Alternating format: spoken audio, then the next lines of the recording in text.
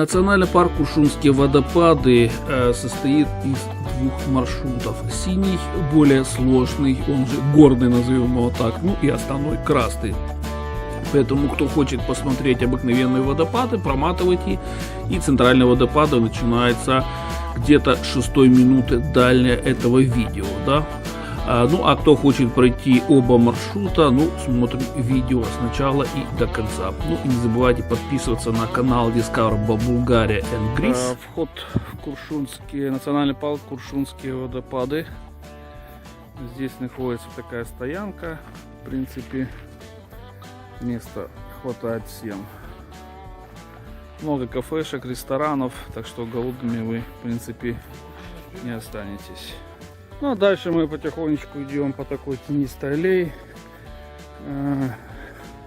Здесь была раньше зона отдыха с бассейном, но сейчас она без воды почему-то, не знаю.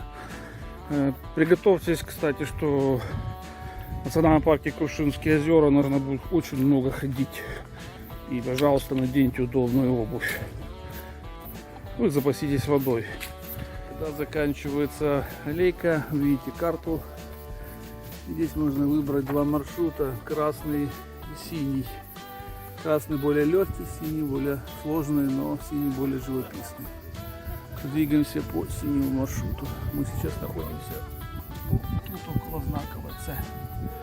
Голубой маршрут начинается вот с такого резкого подъема. Где-то, наверное, метров 50.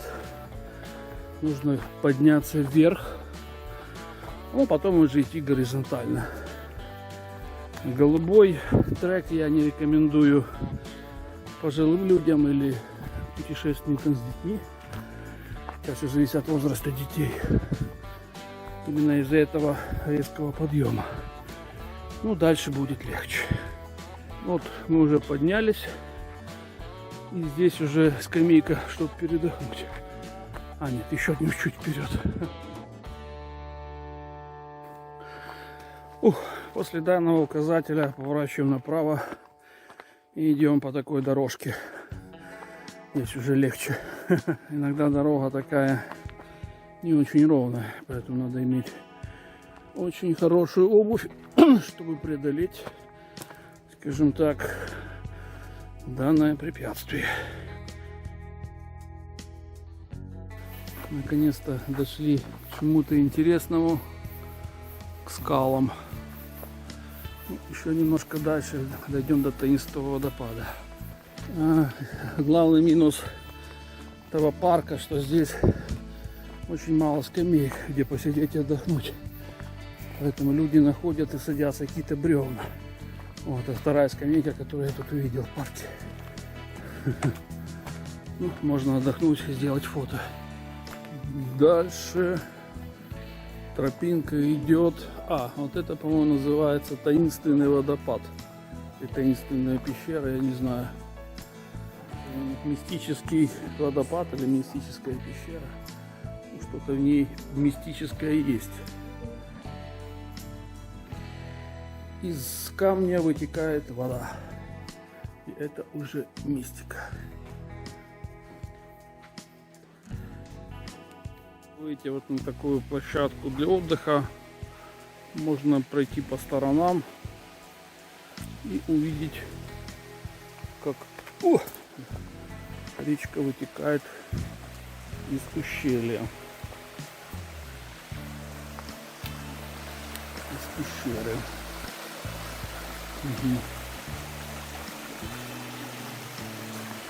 Называется она пещера водопада.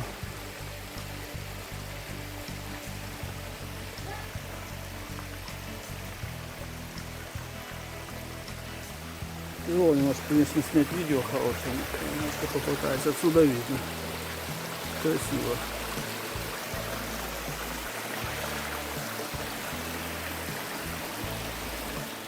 Вот с этой позиции тут какие-то коряги лежат. Можно сделать неплохое видео, фото пещеры водопада.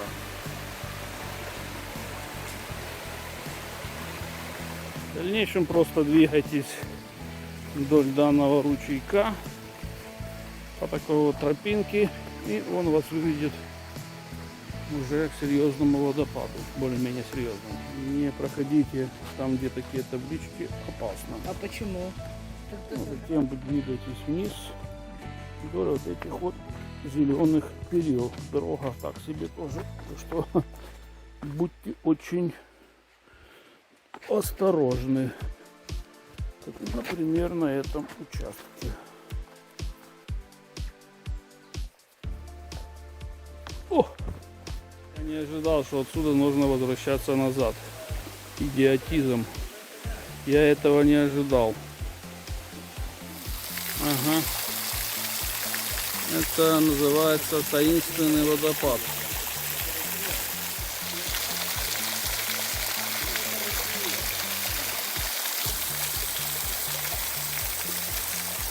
Обратите ваше внимание, что это тупик. И вам придется возвращаться обратно и подниматься по такой крутой лестнице, к сожалению. Поэтому если вы путешествуете с маленькими детьми или со старыми людьми, будьте очень осторожны, потому что очень тяжело идти. Поэтому обратно вы должны подниматься вот по такой дорожке. Это видео уже сделано после того, как я прошелся вот по этому маршруту от знака ВЦ, где я стою. Сюда. Там два водопада. Таинственный водопад, пещера водопада. Хочу обратить ваше внимание. Это односторонний маршрут.